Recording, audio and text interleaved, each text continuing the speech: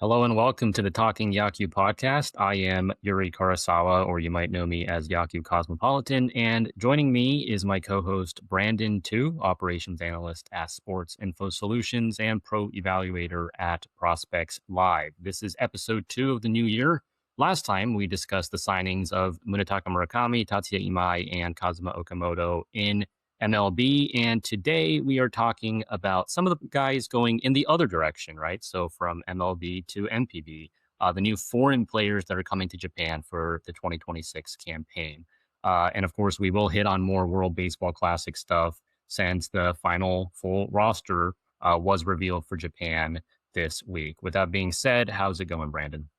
It's going better than it has, the last couple of weeks. If people don't know, I'm battling the flu, so bear with me if I end up coughing, or I'll try to mute myself as much as possible. But yeah, no, it's going really well, and I'm excited to talk about like all these different guys and kind of like just the different avenues in terms of guys coming from like AAA or MLB to MPB, and then also the WPC stuff.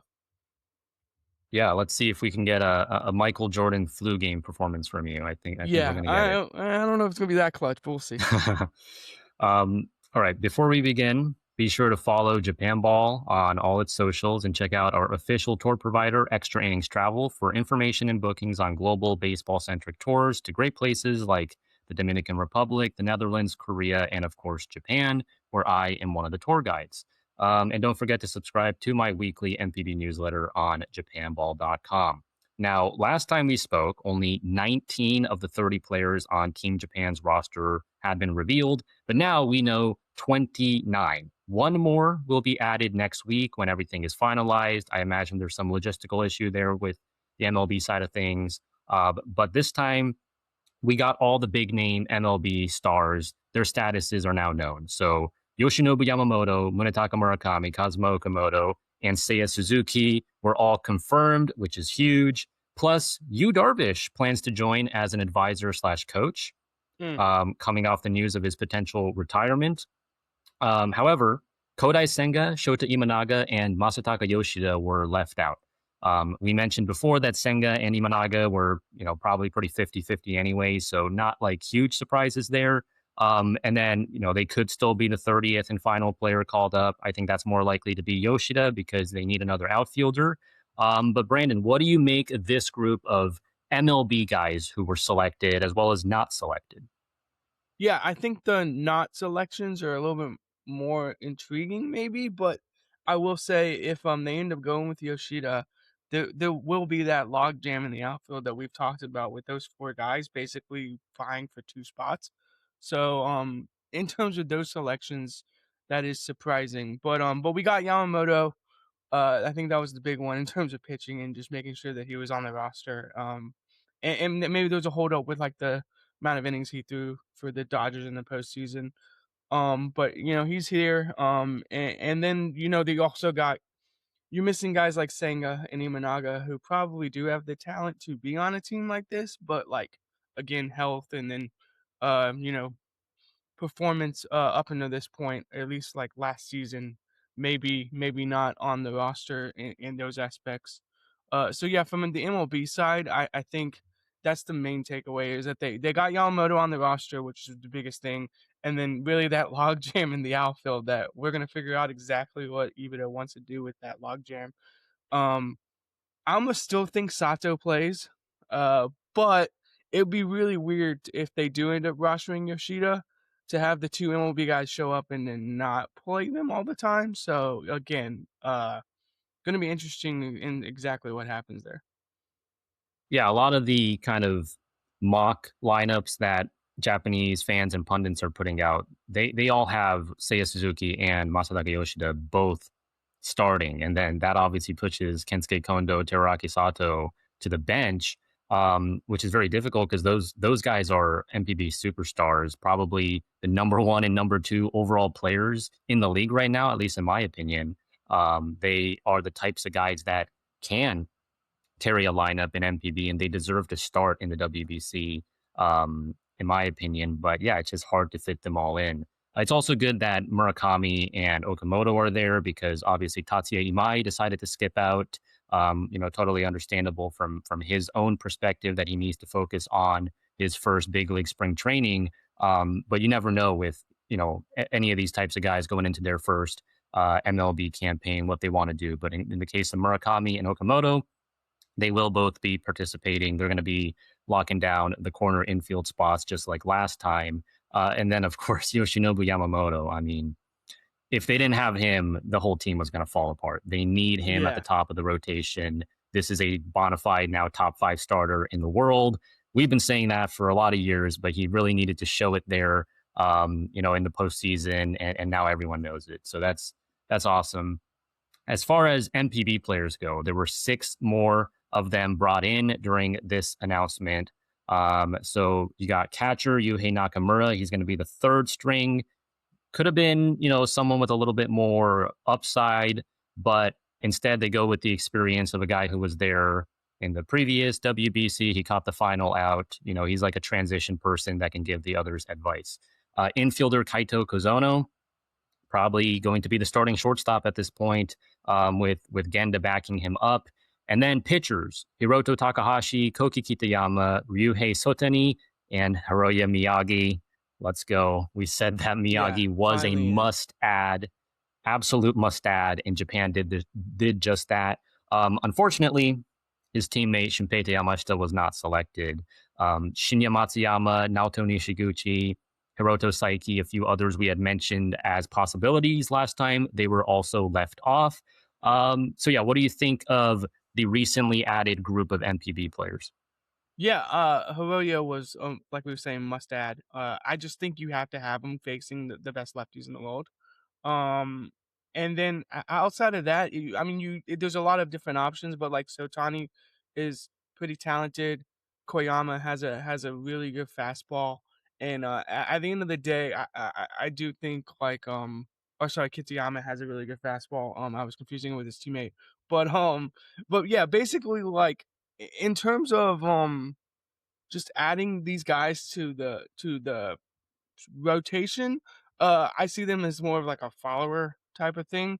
And then, you have guys like I do think the shortstop is probably gonna be figured out at this point. I don't think Genda is going to be the starter. So I do think that's a good selection there. And then Nakamura being the 3rd catcher makes sense if you're doing like a transition thing like you've been talking about.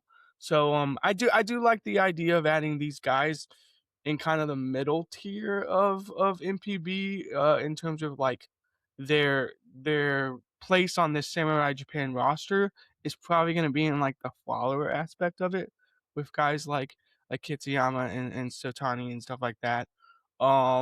So that's where I'm like kind of excited about it, because like in short spurts, I do think like Kitsuyama's fastball can like play, even though it's like a low 90s fastball. I think it can legit play at times in the low 90s, and then sometimes when it gets into mid 90s, it can like really play.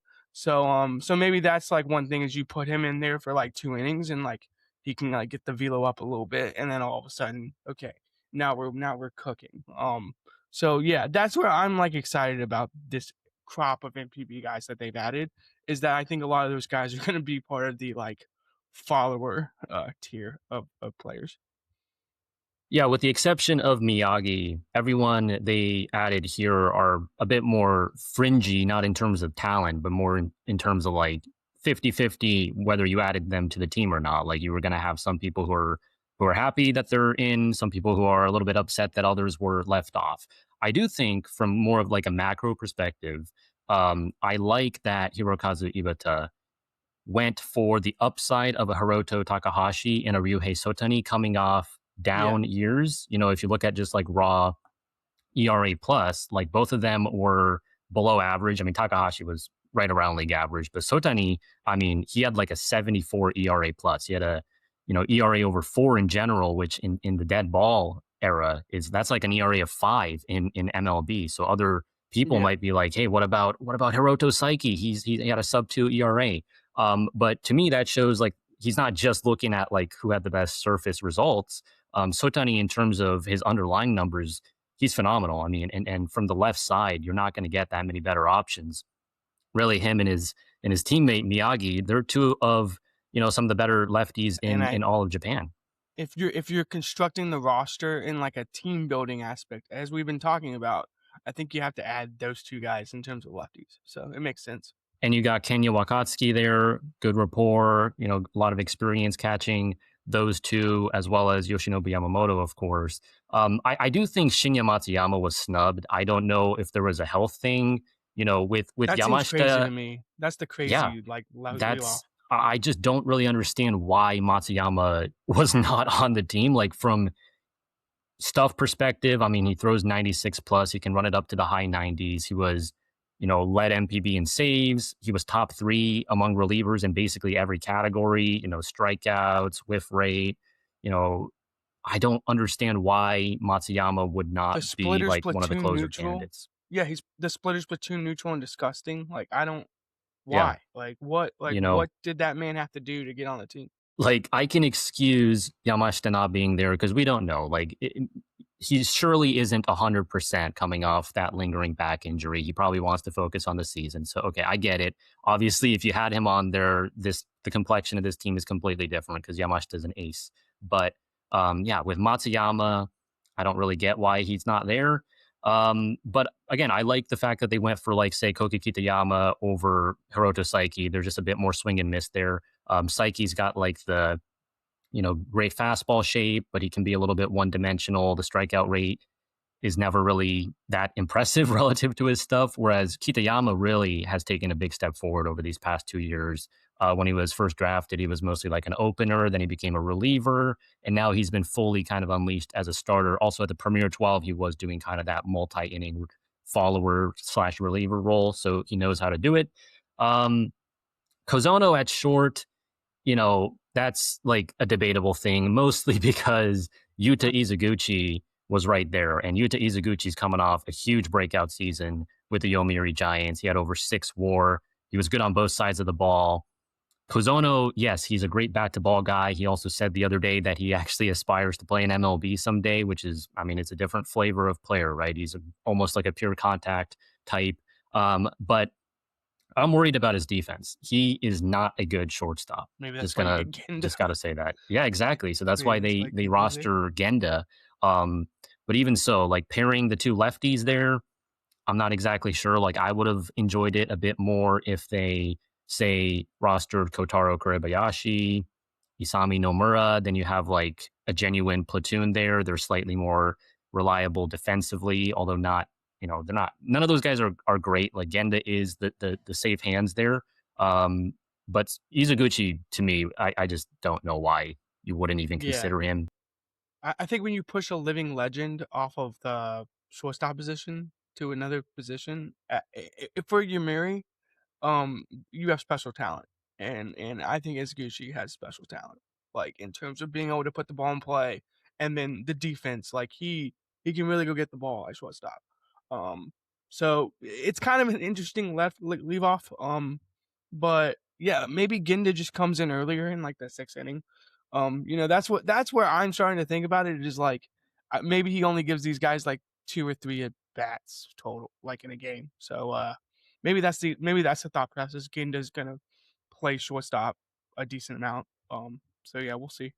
When you have this many, great outfielders, obviously not all of them can play. And I mean, we talk about Sato as an outfielder. He is a third baseman in MPB now, but I think factors into the corner outfield mix for this team at least. There's going to be a lot of pinch hit opportunities for the catchers, Sakamoto and Wakatsuki. These guys, you shouldn't be giving them like high leverage ABs. Kozono, I don't know if Ibata would pinch hit for him. Like, I feel like the whole point of rostering him is that Ibata thinks he's like the bat first option, right? He's a guy that had like a 130 OPS plus. He won the batting title in the Central League. So would Genda start and then you bring Kozono's bat in? Maybe? That's a possibility as well. He's talked about how he likes that Genda can bunt, and I'm like, yeah, Genda can bunt, but like, does that really like do anything for you? Like, I don't know. Yeah, it's just kind of funny. I think it does stuff for Ibata because he likes to drop the bunt every now and then. But yeah, it's possible that they also just split, like they get 2 games each. Kind of depends on how they perform in camp. But yeah, like I would say if Kozono's playing, you probably don't pinch hit for him just because he That is makes sense. this guy that's going to give you a feisty AB at the very least. Like he's not gonna hit for extra bases, but he can keep the line moving, and that's important. So you know, rostering three catchers in that regard is important because you might just pinch it for, say, Sakamoto, who starts the game, and then Wakatsuki's comes in for the middle innings, and then you pinch it for him again, and then you need the third catcher. So, Maybe they um, understood, like, having basically a black hole at catcher offensively was, like, not okay in, like, the previous iterations of the WBC. So they're like, "Man, if we're not gonna have, like, a guy who can, like, run the staff, or, like, we believe that, like, we have 3 guys who can do it at a pretty similar level, then we can just kind of, yeah, have all these pinch hit opportunities and get bats in the lineup and stuff like that." So from that aspect, again, team building, roster building, it seems pretty interesting. yeah. So I don't know. What would be your overall grade for the 29 man roster announced so far? I I'm don't trying think to the be 30th nice. guy makes a huge difference. Yeah. I think they're around 80 to 85% of like full Okay. strength because no Shunpeita, no Roki Sasaki, no Shinya Matsuyama, no Izuguchi, no Tatsuya Imai. That's a big loss. No Imai. Not to say that Sugano and Kikuchi aren't good enough for this team because they certainly are for especially like the early stages. But when you get into like the deep knockout rounds, you're going to play Dominican and USA potentially. You obviously want the best high octane stuff out there, and they're missing some key pieces to be able to get Yeah. that done. I would say lineup wise, they are stronger than 2023 simply because it's mostly the same team, except you have a few more options. You have Seiya Suzuki, who was supposed to play last time and got hurt, and he's back. So I like the lineup more. I think the rotation is considerably weaker, and then the bullpen is about the same, but maybe better? Question mark. So, um, what do you think? Like a B grade. I'm trying not to be too harsh because I do think there's some like stuff that we just don't know about. You have to work around like Yamashita is a really good example. Like probably just wasn't cleared to go. So it's really hard to like ding Ibida and the people who are making new selections. But I think what they did overall, I think a B grade sounds about right. 80% of full strength. So yeah, B. I would say a B is a good grade. And I will credit Ibata again for making some bold choices there with like a Sotani coming off a bad year, at least, in terms of surface numbers. And, just a couple of iterations of Samurai Japan ago, like you would see like submarine pitchers and just kind of like pure finesse funky guys be rostered because you have even like kind of more old school Japanese pundits today being like, you can't just go with all these like young guns. You gotta go for like an experienced middle reliever who can just hit his spots and it doesn't have great stuff, but like there are people who push for this. Ibata, much like Kuriyama, has proven he does like kind of this new wave, youth, big stuff, high velocity. Really hasn't rostered anybody who can't get a strikeout when you need it. Like basically everyone on the team had a strikeout rate over 20%. And then the relievers are all like 25 to 30 plus percent. So that's fine. And then again, you can't really go wrong with the lineup. There's just so many good players there. So I think B grade is fair. Um, Moving on to foreign player acquisitions for 2026. There might still be a few guys that trickle in, but I think most teams have already completed their signings. Let's do this in groups of two. So there's 12 teams. We'll do one from the Central and one from the Pacific at the same time. I'm just going to talk about who they signed, and then if you have any additional thoughts or you want to go in depth on somebody, then Sounds that's good. what we'll do. So let's start with the Hanshin Tigers. They signed Cam Devanney. He's a candidate to be the starting shortstop. Good AAA numbers. He was part of that Adam Frazier trade that sent him from Pittsburgh to Kansas City. So Devanney was the guy going in the other direction. Didn't really work out for him in his cup of coffee at the MLB level, but definitely considering that the Tigers have kind of a big hole at shortstop, even as they've been, a pennant contender these past 2, 3 years. Devanney could definitely fill that role. Then they brought in pitchers Carson Ragsdale, Dari Moreta, and Easton Lucas. Ragsdale, former Giants prospect, reworked his fastball at the Florida Armory. Actually has some similarities to John Duplantier in terms of frame and mechanics and some of the shapes. Moreta got that reverse slider. He had a 31% K rate in 2 years as a Pirates reliever, so actually does have like really good stuff. And then Lucas had 5 starts for Toronto in April. Lefty, kind of a depth piece. We'll see what Hanshin can do with him. And then finally, SoftBank Hawks. They've only actually made one signing, and that is Roshi Shu coming over from the Weichuan Dragons of the CPBL, paying almost $10 million for him over 3 years. He was posted, and I mean, honestly, in terms of profile, in terms of upside, might be the best signing of this entire NPB offseason. So any of those guys you want to focus on? I think the pitchers, Dari Moreta is like the most interesting one just because the reverse slider gyro ball type of pitch he throws. We'll see if it ends up like being this weapon, kind of like a Imai. But in terms of like Ragsdale, like you were mentioning earlier, kind of reworked his fastball a little bit. I think it played a lot better in AAA. And again, we got to know that like the PCL is like a very offensive forward league. So if you're able to like suppress like Wobacon or like ex Wobacon in that league, like it's really good to look at like those type of numbers than just looking at like pure ERA and FIP and things like that. Because you look at it like a 5.22 ERA or like a 5, like almost a 6 FIP, and you're like, oh, I don't know about that in like AAA. But to be fair, like some of the underlying numbers for him were really good. I like the splitter a lot. I think the curveball has a lot of depth. At 79, you can almost throw it like 80 miles an hour. And so I think the ability to spin the baseball like that, imagine if he can do that with like an NPB ball, he can like grip it a little bit better, get even more drop on a pitch like that.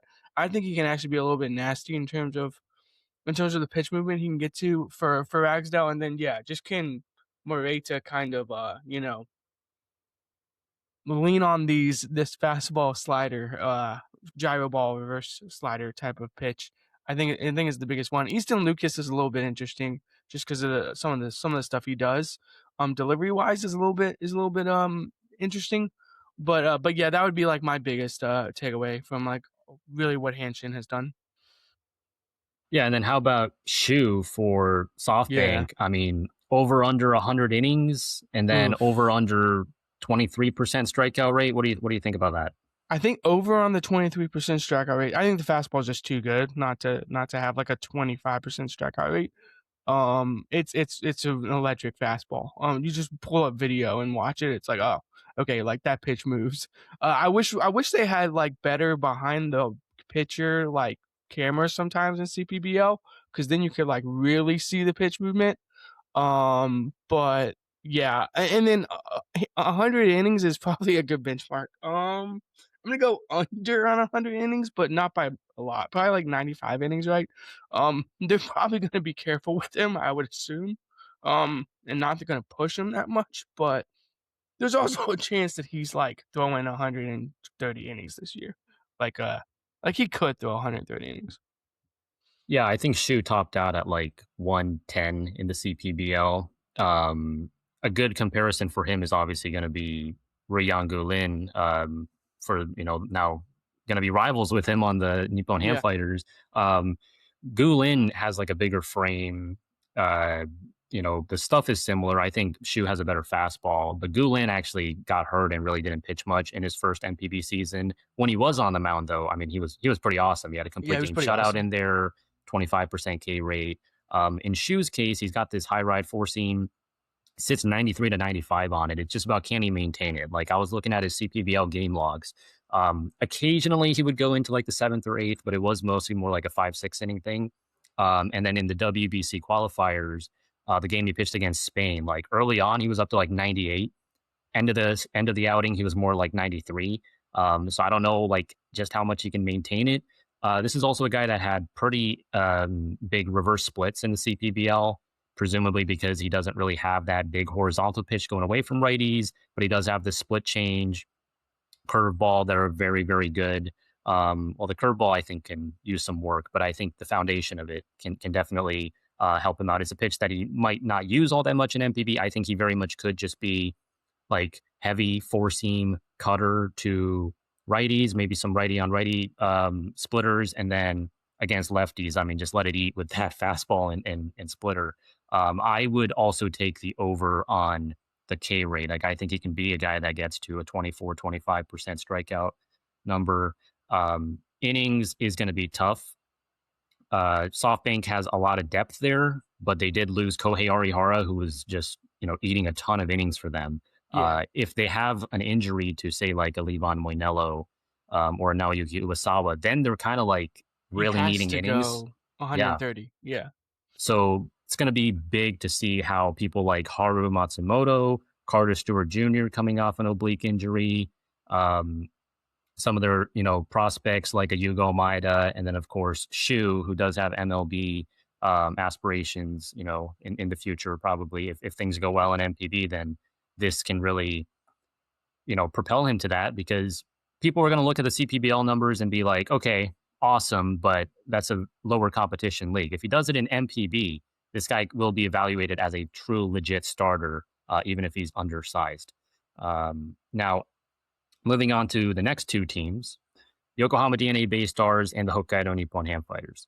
So DeNA, they signed Cooper Hummel as their replacement for Tyler Austin, just because Tyler Austin is, he was a long time like guy there when it comes to foreign bats, and he was awesome. Obviously, apart from the fact that he was kind of made out of glass and would get injured all the time, but he has another chance to prove it in MLB. Got to deal with the Cubs. Very happy for him. Austin, for this era of MPB foreigners, will go down as one of the best to do it. But yeah, Hummel, career 422 OBP in the minors. Obviously not the same level of success in the majors, but plays outfield. I think he has the kind of plate discipline that will work for him at the MPB level. They also signed Jose Ruiz, pretty experienced MLB reliever. Sean Reynolds, who has some MLB experience as a reliever. Austin Cox, coming over from the Braves, who has been kind of a swingman / starter.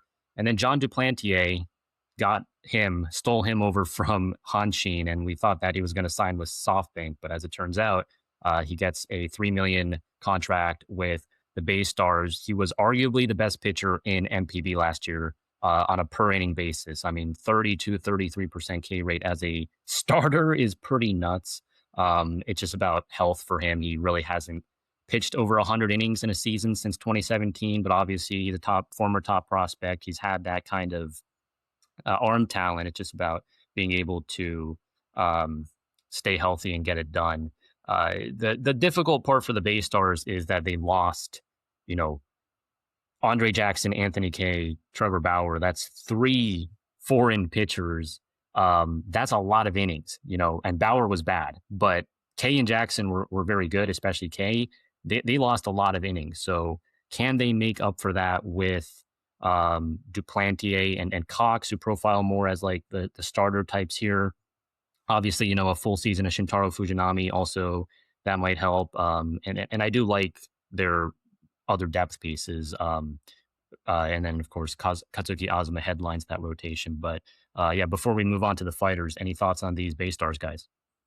With the Bay Stars, I guess I'll stick with Cox mainly just because I think his arsenal's a little bit interesting in terms of it's really hugging the zero line because he cuts the ball, and then he has like all these different shapes he can kind of get to, like the fastball, the cutter's like a tiny bit off of it, then he has a slider that's like very close, like gyro, but he can throw it with some lift and stuff like that, and then he has like really like this curveball, death ball shape, curveball off of it. So in terms of like the Bay Star guys, I think Cox can be like interesting in MPB because of the verticality of his pitch mix, which I don't know if that will play in MPB because of the way the zone is constructed, but maybe he's able to like push his arsenal north south. And then I think he can get to like the Braves were experimenting with like the splitter and they were experimenting with like probably what is like a seam shifted sinker or something. Like there's a couple of pitches like fastballs on his pitch plot where it's just like okay, that pitch is like all the way out there. So maybe that's like something he like gets to in NPB. Like he just needs to add like more pitches almost. He just needs to like widen the arsenal depth and just see what happens. So yeah, in terms of the Yokohama guys, I think that's like the main guy I would focus on. Duplantier is a stud. Like I think that dude just needed to come back to MPB and have like one more really successful season, and then he's probably going to go back to MLB and get a decent contract. I don't know if it's like a Cody Ponce level contract. I'm not saying that, but I do think he's gonna like get himself some money in terms of if he's able to pitch really well and stay healthy this season. Yeah, Duplantier basically a lock to be at the top of their rotation. Cox, I think, will have to fight for it because you got youngsters like Yu Takeda, Yutaro Ishida, who are, I mean, very good and up and coming. I want to focus on Sean Reynolds just because he is basically Yeah, replacing Rowan Wick, who was like sub one ERA. The only he's reason they good. didn't bring him back is because he's hurt, so he wasn't going to pitch this year. But Reynolds, I mean, I see a lot of similarities with Trey Wingenter, who obviously had a big season for the Cebu Lions. Tall, big frame, power fastball, got a slider. I think Reynolds can be like the eighth inning guy for them, even maybe turn into the closer, because there are some question marks there in the back end of their bullpen. I think Reynolds' stuff is going to play. He's going to be a top reliever in MPB. And then we go to Nipponham. Only two signings: Rodolfo Castro, infield, kind of a more of a depth piece. Dominican guy who has a little bit of MLB experience. He can be the backup at both middle infield positions. That is one area, maybe the only area where the Fighters are slightly lacking, I think, going into 2026 because they have some big boppers almost everywhere else. Tatsuki Mizuno had a really good season at short, but then you have just a bunch of guys that are kind of going to be fighting for either second or short. Like I can see them moving Mizuno to second and having Shu Yamagata play short. For instance, Daigo Kamikawabata is still in that mix. Castro, if he can hit in spring, then he definitely has a chance to uh, play a role.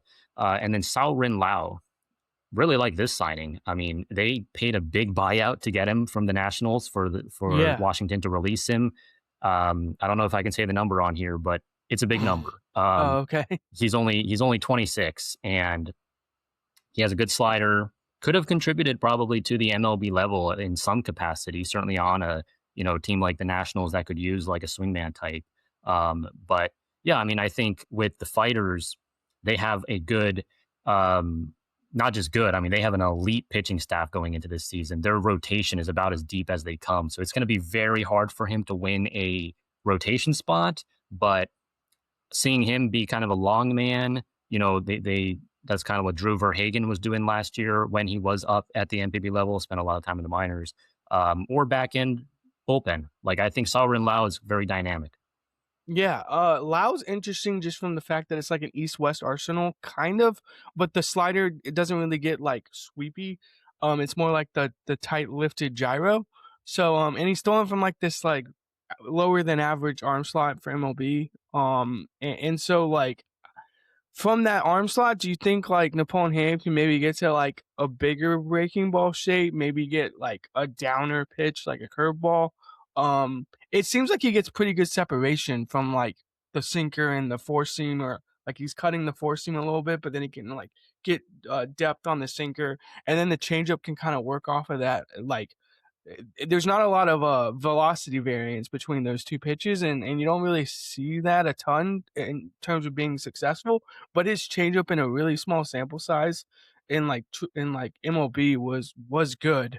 It's just like, does that changeup then project out to be like, okay, if he gets to that changeup in MPB, can he get like a bunch of ground balls, and stuff like that? And that's where I'm like kind of interested in now. From a like, what does Nipponham do with his arsenal? Do you just let him cook, or do you just like, can you add like one or two things here and see if you can like get him to even like a higher level where then he's starting for you? Yeah. I mean, to your point, the Fighters are probably among the best in MPB in terms of pitching development at this point. We've seen what they can do in terms of adding, induced vertical break to fastballs. We've seen what they can do in terms of getting, bigger breaking balls out of guys. When Ruyangu Lin joined, he was talking to Hiromi Ito a lot. He was able to immediately improve his slider, threw in a sinker in there.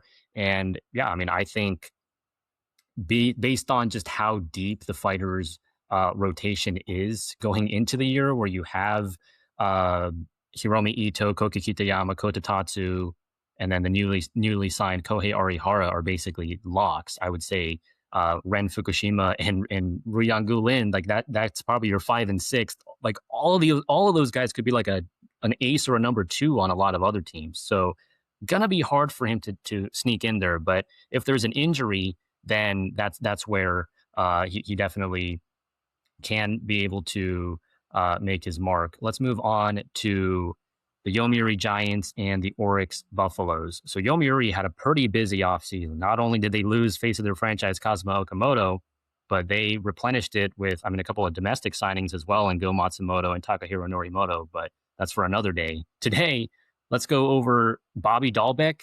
Obviously, at one point was an up and coming slugger for the Red Sox. Last year he was with the White Sox. Is more of like a first baseman, but not like your average, just like, zero defense, like zero value guy there, because he played a little bit of third and even shortstop. So I think Yomiuri could play around with that. Don't ever forget that he played shortstop for the Red Sox. Yeah. And then in terms of pitchers, they brought in Spencer Howard, who was with Rakuten last year. And then I think these are the two big ones: Forrest Whitley and Brian Mata, two former top prospects. Whitley was with the Astros system for many years, and then he went to Tampa Bay. And in the second half in AAA, I mean, he was awesome. You just look at the strikeout numbers, the run prevention. This guy was one of the best pitchers in the minor leagues, sits mid-90s on his four seam, and he just has such a deep mix there with the cutter, sinker, curve, slurve, changeup. I think Forrest Whitley is going to play. It's just about health. It's going to be kind of a similar situation to Duplantier. Mata can run it up to like 99, 100. Question for him is the command going to be good enough for him to start? He could be more of a back end bullpen piece. Orix, they signed Bob Seymour, kind of like the lefty version of Dalbec in some ways. I mean, it is big pop. You look at the exit velos he put up in the minors, it's like a 118 max EV. So Seymour can mash.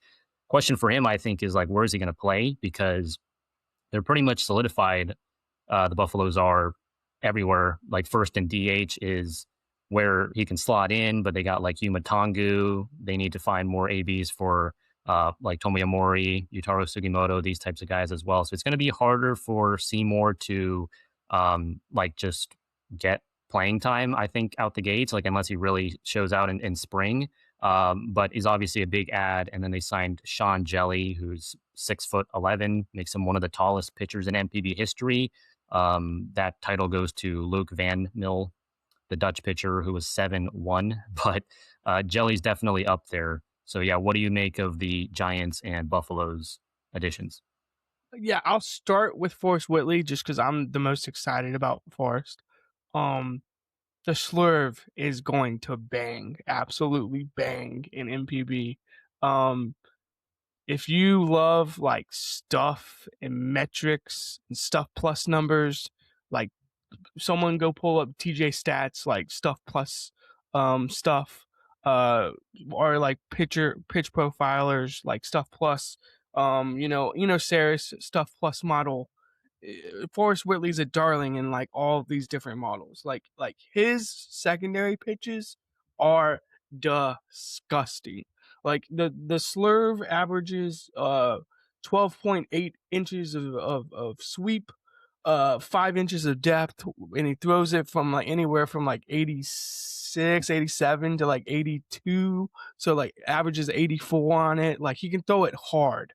And then you got the curveball, kind of the same thing. He can throw it hard, creates a lot of depth, almost, around averaging 14 inches. But like, again, give him an MPB ball, have him like have a feel for that. He starts ripping the crap out of it. Like, we're talking about like a curveball where you can get like series depth and still throw that pitch 83, 81 miles an hour. Like, I just don't think a lot of guys at MPB are going to see pitch shapes like this at this velocity. And I think that's the biggest thing about Forrest Whitley. It's like he creates like pretty ridiculous pitch shapes while sustaining velocity. And yeah, I just think he's gonna absolutely bang as long as he's healthy. Like that's really the only thing. As long as he's healthy, he's good to go. And I actually like the move from him in terms of like a career thing.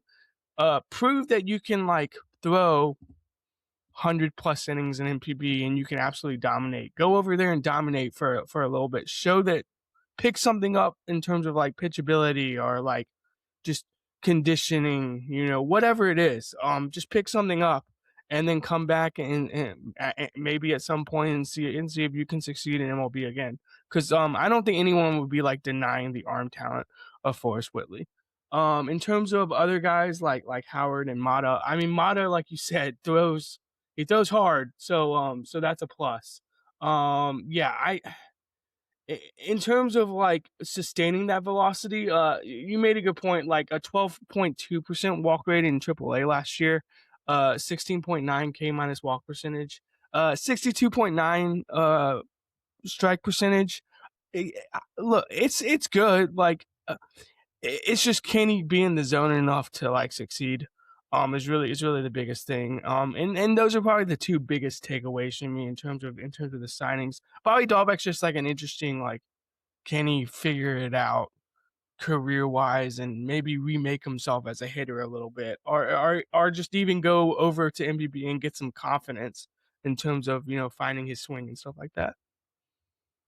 The interesting part about Dalbec to me is this really signals that the Giants are leaning so heavy into the three true outcomes in 2026. Yeah. They have Bobby Dalbec, Trey Cabbage, Richard Sunagawa.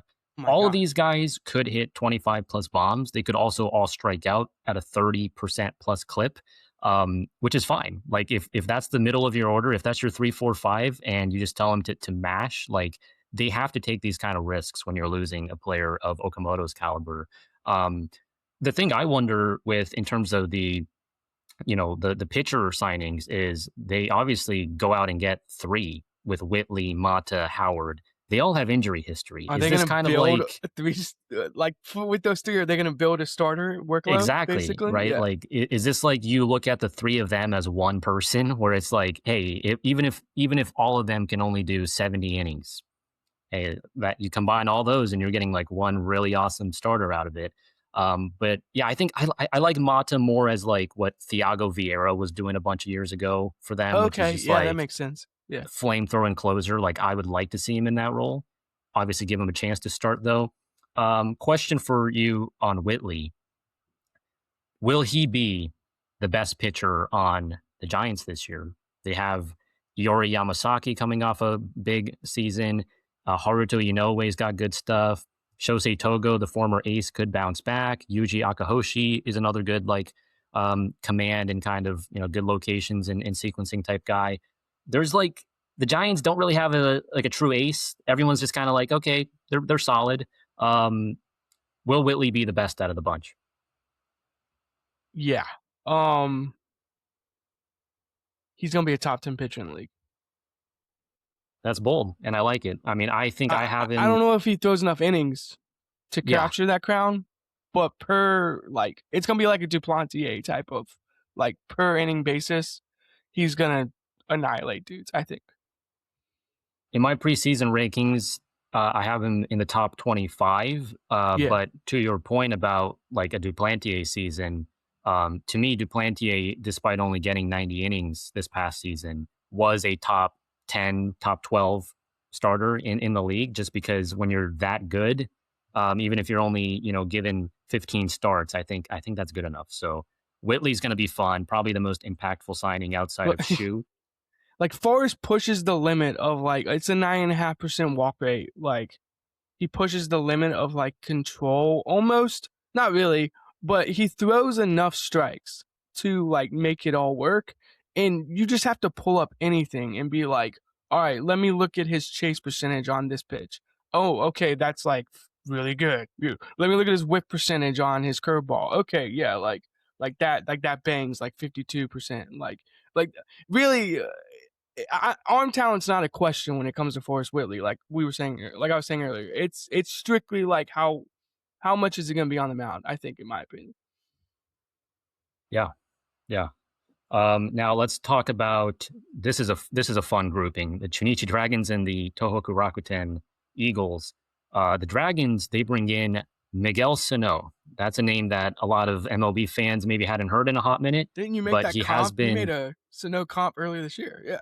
I did for Munetaka Murakami in terms of the type of production you might see in MLB. That's kind of on the 50th percentile. And to be fair, like I think Murakami will be better. Yeah. But yeah, Sano's been mashing in the Dominican Winter League. Had an OPS over 1,000 this year.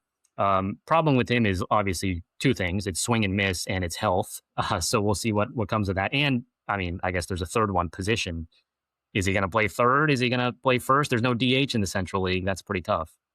Yeah. First. Yeah, first is where I would put him.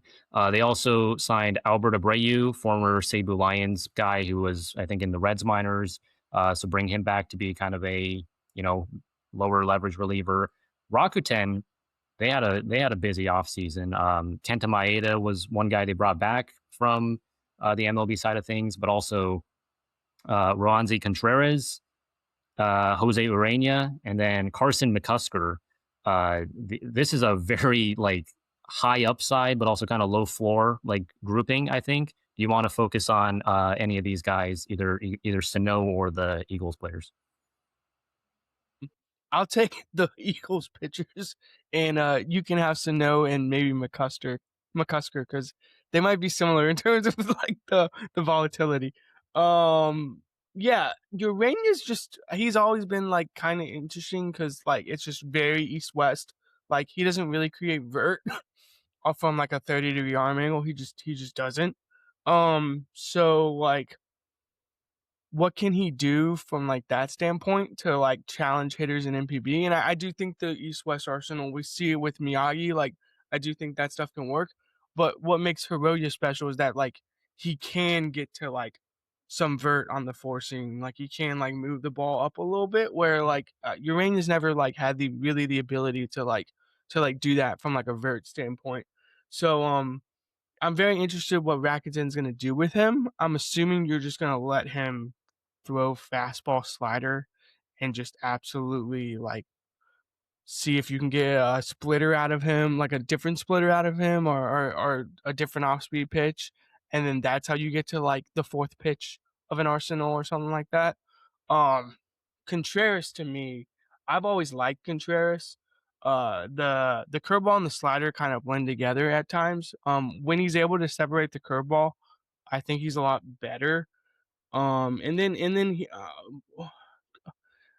so part of me's like, is he the type of guy who can like randomly somehow get to like a sweeper from like a higher arm slot?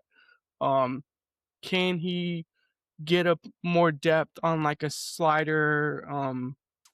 Or like a sinker or a changeup? Like, can he get some like movement off of his fastball?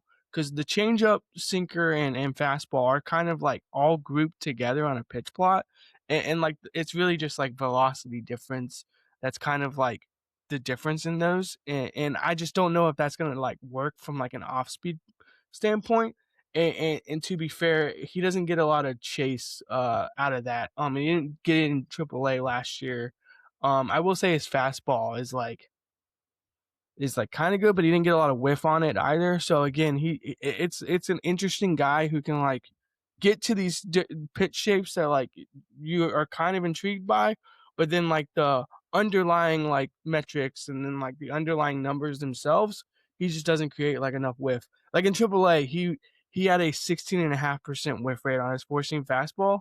And so what is that going to be in MPB in a league where like the fastball whiff rate like drops even more most of the time for a lot of these guys? So what is Contreras going to do to get like guys out in MPB? I think it's going to be like slider curveball. And maybe he like adds like a different, a third type of breaking ball, I would say. Because he knows the fastball just isn't going to get a ton of whiff. And it doesn't need to in theory. But it would help if you can get some fastball whiff. Where do you think Contreras and Urena are in this Rakuten rotation kind of like pecking order?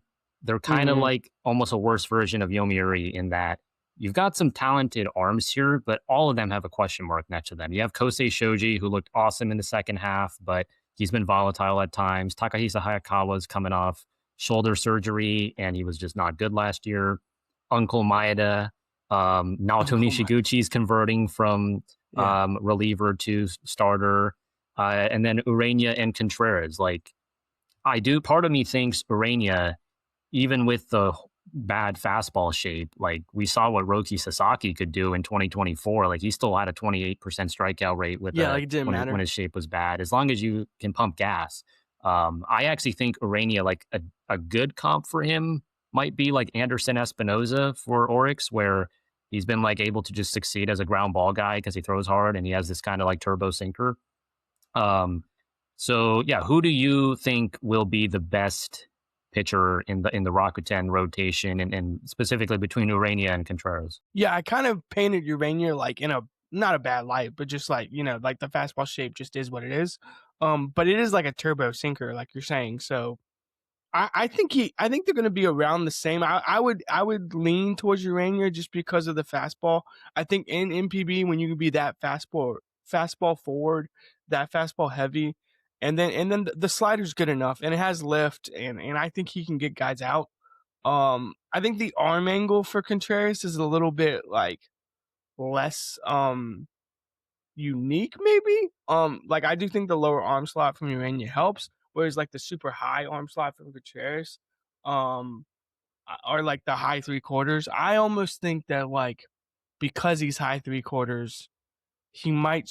It's just like a visual thing. Like guys just pick the ball up well out of his hand or something. So we'll see. Yeah, I lean Urena just from like a pure. I think he can get ground balls and stuff like that. He doesn't need the whiff. Whereas like I do think Contreras like needs to get whiff in order to be successful. I agree. I think Urena can be the SP2 or SP3 on this team. I'll just touch on McCusker. This guy's got big pop, big swing and miss. He has one of the worst strikeout rates in the minors for a player ever coming over to NPB. But the thing is, Japanese teams can afford this, unlike the KBO, because you can just stash them on the farm if they struggle and just kind of use them almost as like a developmental thing, or like a 1+1 where you view him as, say, this is like, the year where you get acclimated and then you re-sign him for the following season and see what they can do. I think McCusker, if he hits, I mean, this guy could be like, I don't want to say like a star, but like he does have that kind of like athleticism and potential. The raw EVs and just like the barrel rates, they're crazy good. It's just that, always I think with a guy like this, it comes down to chase rate. Like, this is obviously not a great comp because Murakami is just like in a league of his own, but great chase rate, bad in zone contact rate. That's like the best hitter in MPB still. So in the case of McCusker, and I actually think Miguel Sano as well, they were both running average to above average chase rates in their respective leagues. That's not necessarily the case with Dalbec, who we talked about earlier. Like Dalbec is a guy that kind of can start whiffing at pitches outside of the zone.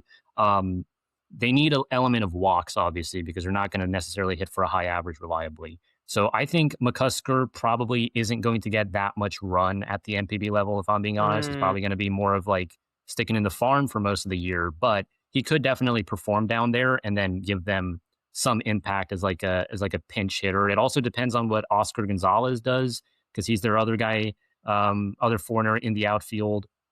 Obviously Luke Voigt as a first base DH was really, really good. Miguel Sano, the Luke Voigt / Franmil Reyes mold is what he's going to be going for. Like, can he hit 260 with a 350 on base and just like absolutely mash 20 to 25 bombs at the very least and stay relatively healthy? I don't know. Like, he could just be an all or nothing, like Aristides Aquino was for Chunichi a number of years ago. One thing I will say with Sano, though, is world-class power plus the Vantolin Dome is moving the fences in. That could be a scary combination. If it all clicks, like 95th percentile outcome for Sano is he leads the league in homers, Yeah, big off season for moving the fences in. I think I think that's getting some play around multiple levels of baseball. Vandy moving in their right field fence in college baseball. The Royals moving their fence in, and then they're moving the fences in Yeah. as well. Oh, and actually So, Rakuten Mobile Park as yeah, well. So Rakuten's moving their the fences the in two we're too. talking about right now, Big off season that's for perfect. moving the fences in. Yeah. All right, let's move on to the Hiroshima Carp and the Saitama Seibu Lions. Only one acquisition for Hiroshima. It is pitcher Freddie Tarnok. They kept their other ones like Taylor Hearn and um, the two hitters, Sandro Fabian and Elarice Montero. So kind of kept the same core there, except for Tarnok, who could be a starter for them. Had some decent innings there for the Marlins last year. Stuff is good. In the minors, he was, running a strikeout rate of 25-ish%. So I think Tarnok can be solid. And then Seibu, because they posted both Tatsuya Imai and Kona Takahashi, they got really busy with acquiring Masayuki Kuwahara and Kazunari Ishii in domestic free agency. Plus, they got Anko Lin from the Uni Lions, was posted from the CPBL. He hit a bunch of homers there in Taiwan. Alexander Canario, famously in the Chris Bryant trade like 5 years ago. And then Alan Winans, who was in the Yankees system. Any of these guys you want to talk about? Yeah, Winans, Braves lore maybe. He pitched for the Braves for a little bit. I like him as like a low velocity, low slot, move the ball around, pitchability, righty sinker type guy. And I think the Yankees like helped him figure some things out in terms of just like moving the ball around and stuff like that. I wanted to like double check like how good his strikeout percentage was in MLB compared to like, well, he barely pitched in MLB last year, 9 innings, but he didn't get that many strikeouts. But in AAA, he actually ran at a 26% K rate. So I do think he can get to like strikeouts. Especially just against like competition. He kind of throws like a sweeper that like borders on like a slurve. It's kind of like got the more depth to it. And then he's got the sinker and the four seam. And again, he's throwing at a velocity that like would be below speed for MLB and stuff, but in NPB it's like, well, he's like high 80s, low 90s. That's actually pretty hard, or at least like average. So in that aspect, like I do think there's a chance that Winans will be pretty good. I like Tarnok too. I don't have much on Tarnok outside of that, but Winans is probably my biggest takeaway is because of the way he can like move the ball around, the pitchability, the command aspect to his profile. I think he has a chance to succeed in NPB. Yeah, and he can probably be like a swing man. I mean, I should mention they got Kona Takahashi back because he didn't end up getting a contract. So that helps their rotation a little bit, but it's still thin. It's still thin at the bottom. Like you got Chihiro Sumida Kaimatera at the top, but then the back end is like you can win a spot there. So Winans, I think he's more of a reliever, but he could compete for that role. And then Canario and Lin those are interesting pickups. I think Canario kind of profiles a bit more as like a KBO guy, but we'll see. Yeah. And then Lin, I'm always skeptical with CPBL hitters a lot more than pitchers because with pitchers, you got Gulin, you got Shu, you got Son Chao Ho, you have Yilei Sun. Like the stuff is legit with these Taiwanese guys, and they're getting better and better. Po Jung Wong was a star in the CPBL, hit over 400 in that league, and then he came to the fighters, and he was just not very good. So I have to see it to believe it. But if he clicks, I mean, this is like a 15 to 20 homer bat, I think, and he's probably going to DH for them. I do think Seibu's kind of depth chart's very interesting now since they signed Kuwahara, Canario, and Lin in the same offseason. They go from having a pretty weak outfield overall to having almost like a logjam out there. So we'll see what comes of that. I'll just touch on Tarnok. I think in terms of stuff like command, he could struggle slightly, but you look like what Drew Anderson did for them a number of years ago, where he had some injuries, but he was pretty solid. I kind of see Tarnok in that kind of light. I mean, fastball, it's like has cut action to it. I think that's going to play for him because it's mid 90s. And then It's just about like how well he commands those secondaries. Like I think the change is pretty good, but we'll see what happens. In MPB, do you think? I noticed just from watching, I don't think there's a lot of those cut ride fastballs as we see in like MLB, or like we're targeting guys who can like get behind the ball and cut it. Like Hiromi Ito is like screams to me as like the one guy who like does it and like actually like I think purposely like throws a cut forcing, whereas like could that be an advantage for him that he's like one of these like cut fastball type of guys where it's like cut ride and then he's able to get to this big curveball shape. He's able to get to this like pretty good slider. Do you think that'd be an advantage for Tarnok in terms of I don't see a lot of guys cutting the ball in MPB. I think that's just like an MPB pitching philosophy thing. I don't think you see a lot of guys cutting the ball. I think a lot of guys try to stay behind the ball and like get the backspin and get Yes, the a ride. lot of Japanese pitching coaches stress like having a clean and like aesthetically pleasing fastball, which sometimes ends up being more like dead zone. But Yeah. if it works, it's like a nice like high ride, just like a ball that um, is going to get a lot of whiff, like high in the zone, or they like kind of the shoot action as they call it, like the arm side run basically. So it's like a sinker. And then there aren't that many guys that are just like primary cutter pitchers anyway. So yeah, I think Tarnok, like any kind of uniqueness can definitely be an advantage. I got you. Yeah, that makes sense. Let's finish off with the two teams that finished in the cellar. So the Chiba Lotte Marines and the Tokyo Yakult Swallows. Yakult, I'm going to be honest, like these signings aren't all that exciting. Jesus Lorenzo was in the Dominican Winter League. No MLB experience, but he has solid stuff. He could probably be like a middle reliever. Jose Quijada. Now he's a fun one. I mean, with the Angels for a lot of years, basically almost a one pitch guy, just like all fastball. And it is a really good fastball. Gives Yakult another. Their bullpen actually wasn't all that bad last year. Surprisingly, that was a weakness for them in prior years. But yeah, I mean Quijada, if this guy stays for multiple years, I think he could play a role in terms of future competitive Swallows teams, because I just don't think they're going to be very good in 2026. And they also brought in Nash Walters, who spent most of 2025 in the minors for Chunichi. They picked him out at Driveline Pro Day. Walters, he has like good shapes. They even experimented with him as a starter late in the year. The Swallows need some rotation help. So if Walters wants to, get stretched out, that could work. Lotte, Andre Jackson goes over from Yokohama, other side of Tokyo Bay. So he is now going to be SP2, SP3 for Lotte. I think that's a solid pickup. I mean, second half, he kind of had like a big drop off in swing and miss stuff, but Jackson was saying his goal for the year is to win the strikeout title. And he's a very likable character, a guy who's obviously done it in multiple years for Japan, big game pitcher, right there with Anthony Kay, contributing to that Cinderella run for DeNA 2 years ago. And then two lefties, Sammy Long and Jose Castillo. Long is kind of a swingman type. He has a starter's mix. I think he had good flashes in MLB, a little bit inconsistent. Castillo gives them much needed bullpen help from the left side. I do think Lotte on paper have the worst bullpen in NPB entering the new year. So, if Long and Castillo both kind of factor in there, that can help. Yeah, I'll start with Long. I think Long's the best one to start with. I think he's a swingman type, like you're saying, but I do actually like the mixes. Like he could start. He doesn't throw that hard. It's like low 90s.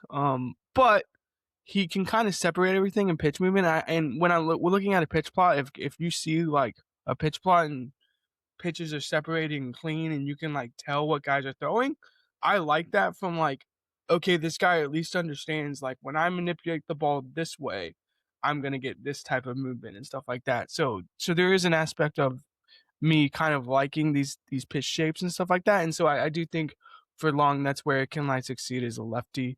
Quijada is just interesting, like you were saying. Like I think I looked it up. It was like in AAA, he threw like 260 pitches and 223 of them were like fastballs or something. Yeah, like he just throws fastballs.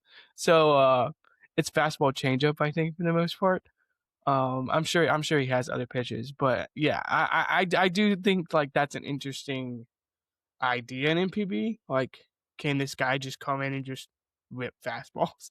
Like Japanese, like they love to establish their fastball. So like let's just establish the crap out of this pitch. Yeah, so that would probably be my two biggest takeaways from what we were just talking about. Yeah, Quijada, his ceiling is a little limited because he only has the one real pitch. I mean, 2024, it was only a 19 inning sample at the MLB level, but he threw 97% four seam against lefties and 94% against righties. Again, basically it's a good doesn't pitch. throw anything else. He has the change. He also has thrown kind of like a sweeper before. I imagine the Swallows are going to want him to kind of throw more than just the fastball, just because like I don't know, like MPB Can we hitters put can a be feisty up splitter there. in your They're just going to hand? keep Yeah, like they're just gonna keep fouling it off, you know. So this is I an want to see argument with him Moreta add something. Psyche, like throwing so many fastballs. It's like it can only work for so long. So yeah, I'm with you on that aspect. Yeah, and then yeah, you know, I think you made some good points there about Sam Long, like the way their rotation looks. Like I think he could be like again a swing man. He could slot in there, kind of like what Brian Sammons did for them. But I think they need more help in the pen. And I did actually watch Long a decent amount when he was in San Francisco. And it was a higher slot. He has like a really depthy 12-6 curve. I think he's good. I think he's good. And then Castillo's a bit more of that hard thrower, can help out in the late innings. So I think Lotte did good for their offseason, alongside with Jackson there. Yakult, I don't know. I mean, considering that they were already a last place team, they're losing Murakami. I don't think they did enough. They had a pretty decent draft. That's about all I can say. So, yeah, that just about does it. We covered all 12 NPB teams and their foreign acquisitions for this winter. Anything you want to add kind of on a more macro level about foreign signings in NPB and like what teams are looking for? I do like what you brought up earlier about KBO hitters. KBO pitchers, I would even like argue that the difference between KBO and NPB in terms of like evaluating that talent, like we just saw with the restrictions and for KBO in terms of like the foreign players you can bring in, like NPB, I think sometimes they'll lean to like where they just like in the case of Yomiuri, like you just bring in three guys and like let's see if we can build like a starter. Whereas like in KBO, you almost like have to go get a guy who's going to throw 150 innings at the front of your rotation and lead your rotation. Whereas like I think in MPB, sometimes with these foreign signings, especially from like a pitcher standpoint, you can be a little bit more aggressive and take like a swing and miss because the pitching is so good in this league that you can be like, okay, like if I take a swing and miss on like an Easton Lucas and he ends up being like a middle of the rotation or like in my bullpen, like that's not a bad thing for Hanshin, you know?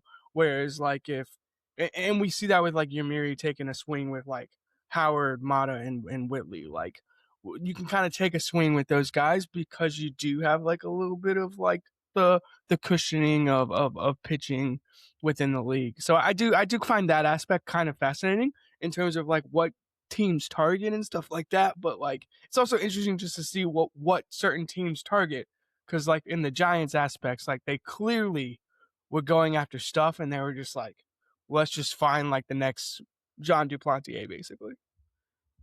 Yeah, and yeah, with the KBO, you actually see a lot of those teams just go for MPB outcasts. Like Yeah, Jeremy Beasley, who was honestly really good in MPB. Just Hanshin was so stacked that he you barely just got didn't get a run in spot. MPB Yeah, last year. So he goes the other way. I think Verhagen failed his physical in the KBO, but he was going the other way. Cody Ponce, obviously very famously. There's a lot of other examples of Drew Anderson. They come to MPB, they're maybe okay or they're just not up to par, and then they go to KBO and they do fairly well. It hasn't worked all that well in the other direction. Like I was curious, like if Ponce came back to MPB, how much better he could have been. But we saw with like Raul Alcantara, who was killing yeah, it that's a good one. in Korea, came to Hanshin. He was not bad, but just not really like a top starter in any way. He was more like a backhand guy slash a reliever. So yeah, you do begin to see a little bit of gap forming in terms of KBO and MPB, like the caliber of foreign player that go there. On the hitting side as well, right? Like Matt Davidson is one of the best hitters in the KBO. He's had like multiple 40 plus homer seasons. In Japan, he was, just more like he would hit sixth or seventh in the lineup and occasionally run into one. I think he had like 17 homers or something a couple years ago with Hiroshima. But yeah, like that's obviously an interesting distinction to make between NPB and KBO. That just about does it for us today. Brandon, where can people find you and what are you up to in the coming weeks? Yeah, people can find me on X at Brandon 2 Wheats, my full name, and then EETS at the end. And then like I was saying, I've been saying in other podcasts, I'm getting really close to like writing up my top 5 for NPB starters, and I'm really excited to write that up. And I can't wait to like push that out to people. I think it's gonna be fun. Like I haven't done like a deep dive scouting report on Hiromi Ito, and I am excited to write a deep dive scouting report on Hiromi Ito. So yeah, that's what I'm working on, and as well as working on team top 20 stuff as well. Like I just wrote up Brody Hopkins for us in terms of the race prospects, which by the way, I gave a very high grade to Brody Hopkins. I love Brody Hopkins. Gonna be fun to see Ito in the WBC do his thing. I am Yuri Karasawa. You can find me at Yaku Cosmo on Twitter/X, also yakucosmo.com, my website. Thanks for watching. Thanks for listening. See you guys next time.